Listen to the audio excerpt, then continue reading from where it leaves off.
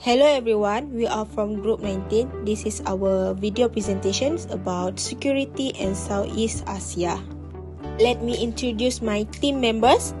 First, Muhammad Saifullah, Irfarina, FELYNDRA Dominic, MASSURAYA, and ASYIKIN. Hello, my name is FELYNDRA Dominic. My number matrix is BB211108887. So, the first is introduction. So the main point is whether or not security worries in Southeast Asia and the OECD countries are converging. This means that in Southeast Asia, interstate conflicts and other conventional security threats such as dispute territories and armed races have declined in the last 10 to 15 years.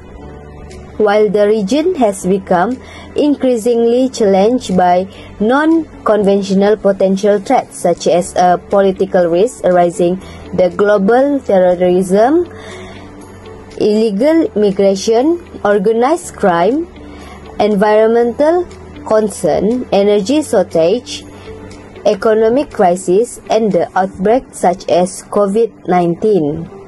Globalization's ambiguity may account for the increasing similarity of security concerns.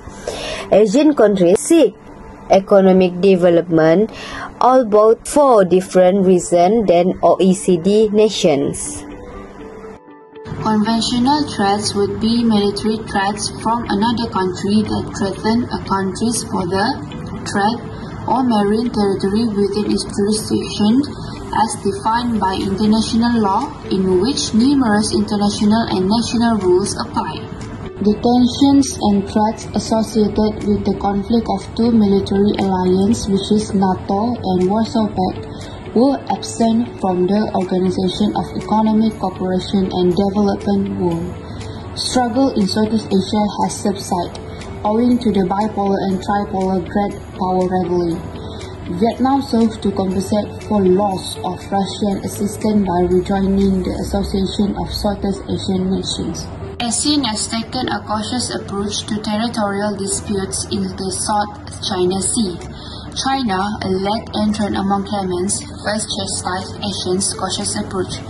Since 11 of September 2001, the US has increased its military presence in the region. Southeast Asia has become increasingly militarized, but this is unlikely to result in regional warfare.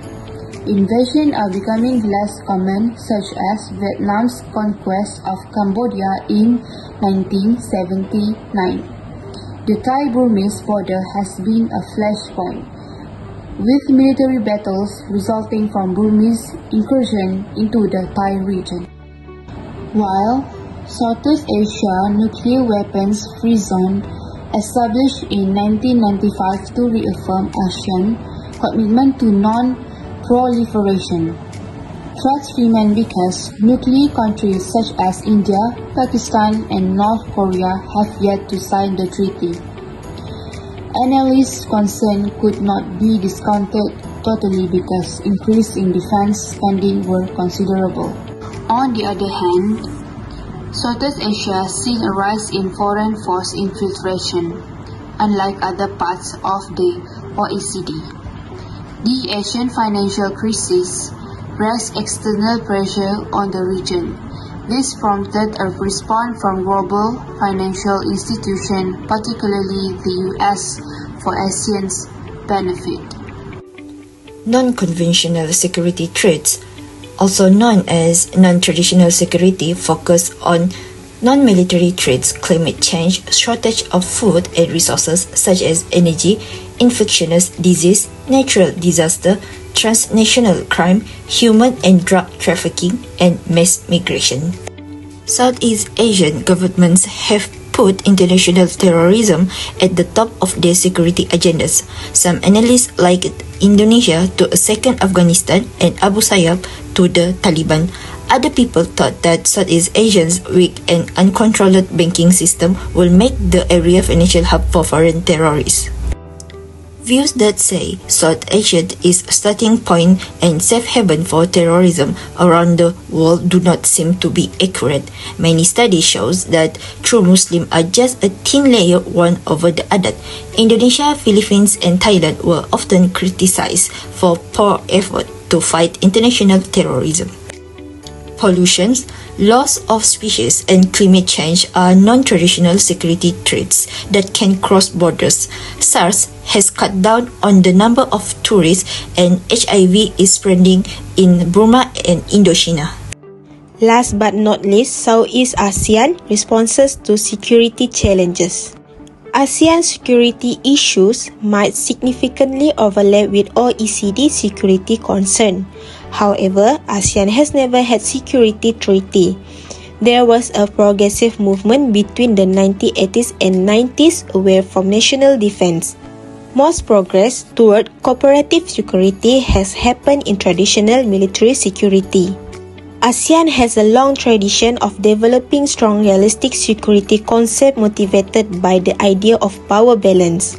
In cooperative security, it has never been necessary to use structures such as the ASEAN High Council or Troika to resolve security issues. Even more troubling is that collaboration often takes a backseat in the face of strident nationalist rhetoric. Furthermore, ASEAN countries failed to intervene in Aceh and Moro conflict because it was complicated and cognitive progress was behind them. Separatism has always been a risk that should be dealt with at the national level, ideally with military force. ASEAN ministerial meetings often have power statements that may consider proto-regimes. Then, ASEAN nations rejected Thai and Philippine attempts toward flexible engagement and increased contract. Then, Indonesia recently rejected an ASEAN peacekeeping force. Separatism has always been a risk that should be dealt with at the national level, ideally with military force. As for the conclusions, the tension and threats associated with the conflicts of two military alliances, NATO and the Warsaw Pact Association, which had kept each other in check for nearly 40 years, mostly through nuclear deterrence, were absent from the Organization of Economic Cooperation and Development World. The Asian financial crisis, on the other hand, marked a watershed moment in the military building, with Southeast Asian countries cancelling costly armed procurement plans, bringing the region back in line with OECD norms. The growing importance of the United States in the region has forced Asian major countries and ASEAN to achieve a balance. Since September 11, Southeast Asian governments have placed international terrorism at the top of their security agendas, as has been the case in the OECD. These security dangers are higher in South Asia than in the OECD zone, since international collaboration and a stronger government response have controlled sickness and environmental challenges. As part of OECD, the level of safety considered non-conventional security for the common good concern as addressed via democratization and international administration known as regime building. There has been minimal progress in Southeast Asia in this manner. In the Moro War conflict between Indonesia and Malaysia and Aceh, there was involvement from two countries, the Philippines and Thailand. Asian countries denied multilateral mediation. Thank you.